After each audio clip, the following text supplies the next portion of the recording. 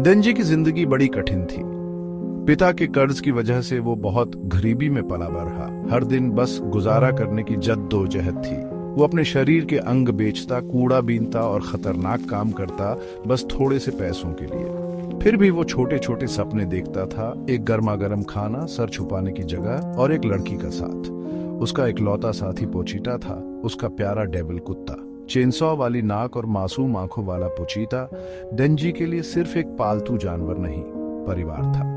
मुश्किल हालातों में उनकी दोस्ती और वफादारी गहरी हो गई थी। वो दुनिया का सामना साथ मिलकर करते थे।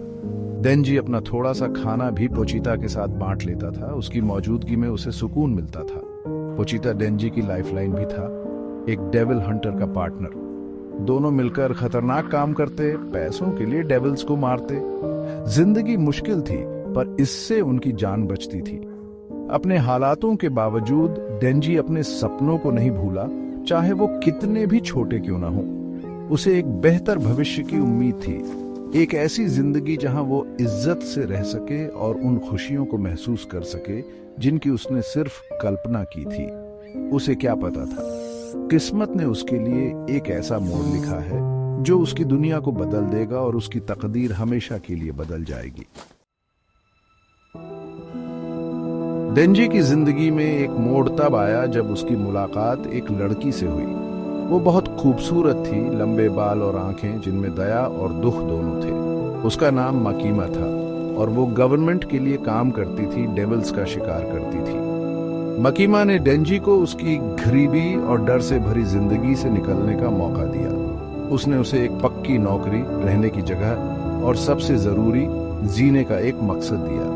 पहली बार डेंजी को लगा कि उसके सपने सच हो सकते हैं। उसने जी जान से काम किया, माकीमा और दूसरे डेविल हंटर्स के साथ मिलकर डेविल्स से लड़ा। वो एक कुशल और निडर योद्धा साबित हुआ। उसकी चेनसॉ डेविल पावर्स ने उसे एक खतरनाक दुश्मन बना दिया। उसने अपने साथी हंटर्स के साथ दोस्ती की। उसे एक ऐसा साथ मिला जो उसे पहले कभी नहीं मिला था। आकी हायाकावा एक गंभीर और कुशल हंटर था जिसने शुरू में डेंजी को नीची नजर से देखा, लेकिन धीरे धीरे उसकी लगन का सम्मान करने लगा। और फिर थी पावर, एक ब्लड फील्ड, एक डेविल जिसने एक जवान औरत के शरीर पर कब्जा कर लिया था। पावर बेकाबू और अजीब थी, अपनी खुद की इच्छाओं से चलती थी। फिर भी उनके मतभेदों के बावजूद डेंजी ने उनके साथ एक रिश्ता बनाया। वो उसका नया परिवार बन गए। उसे वो साथ और सहारा दिया जिसकी उसे हमेशा से तलाश थी। जिंदगी मुकम्मल नहीं थी, पर जो अंधेरा डेंजी ने इतने समय तक देखा था उससे कहीं बेहतर थी। डेंजी की नई खुशी ज्यादा दिन नहीं टिकी। याकुजा ने एक पावरफुल डेविल के बहकावे में आकर डेंजी को धोखा दिया। वो उसे एक पावरफुल टूल, एक हथियार समझते थे जिसे कंट्रोल किया जा सके। उन्होंने उसे एक जाल में फंसाया, उसकी मेहनत का इनाम देने का वादा किया। इसके बजाय उन्होंने उस पर हमला किया, उसे बार बार चाकू मारा, उसे अपने ही खून में मरने के लिए छोड़ दिया। मरते हुए डेंजी के सपने उसके मुंह में राख हो गए। वो खुशी के इतने करीब था और उसे उससे छीन लिया गया। लेकिन उसके आखिरी पलों में जब अंधेरा उसे घेरने लगा तो पोचीटा, उसके वफादार साथी, ने सबसे बड़ा बलिदान दिया। उसने डेंजी को अपना दिल दिया, एक डेविल का दिल ताकत से धड़कता हुआ। ये एक कॉन्ट्रैक्ट था, एक डेस्परेट गैम्बल उस इंसान को बचाने के लिए जिसने उसे काइंडनेस दिखाई थी। डेंजी का जख्मी शरीर घावों से भरा पोचीटा के दिल की ताकत से कांपने लगा।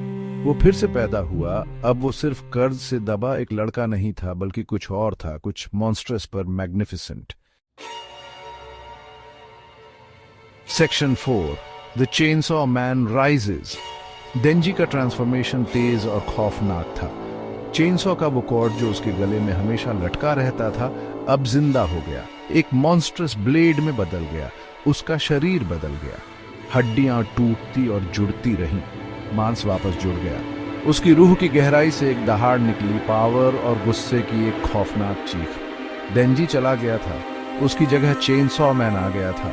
याकुजा, जो कुछ पल पहले अपने धोखे पर खुश हो रहे थे, अब डर के मारे कांप रहे थे। उन्होंने डेंजी को कम आंका था, पोचीटा के साथ उसके रिश्ते की गहराई को नहीं समझा था। चेनसॉ मैन कुदरत का एक कहर था, गुस्से और टूटे दिल की गूंज से भरा हुआ। उसने उन्हें बड़ी आसानी से चीर डाला। उसकी चेनसॉ ब्लेड्स ने दीवारों को लाल रंग दिया। ये मैसेकर तेज और खौफनाक था, उस रॉ पावर का सबूत जो अब डेंजी की रगों में दौड़ रही थी। वो वही बन गया था जिसका वो शिकार करता था, एक डेविल, लेकिन एक इंसान के दिल वाला डेविल, हमेशा के लिए उन बलिदानों से चिन्हित जो उसके लिए किए गए थे। उसका सफर अभी खत्म नहीं हुआ था, पर वो अब वो भोला लड़का नहीं था जो कभी एक सिंपल जिंदगी के सपने देखा करता था। वो चेनसॉ मैन था, केओस का एक हथियार, डिस्ट्रक्शन का एक साइन और डार्कनेस के किनारे पर खड़ी दुनिया में उम्मीद की एक किरण। Section 5, A New Family.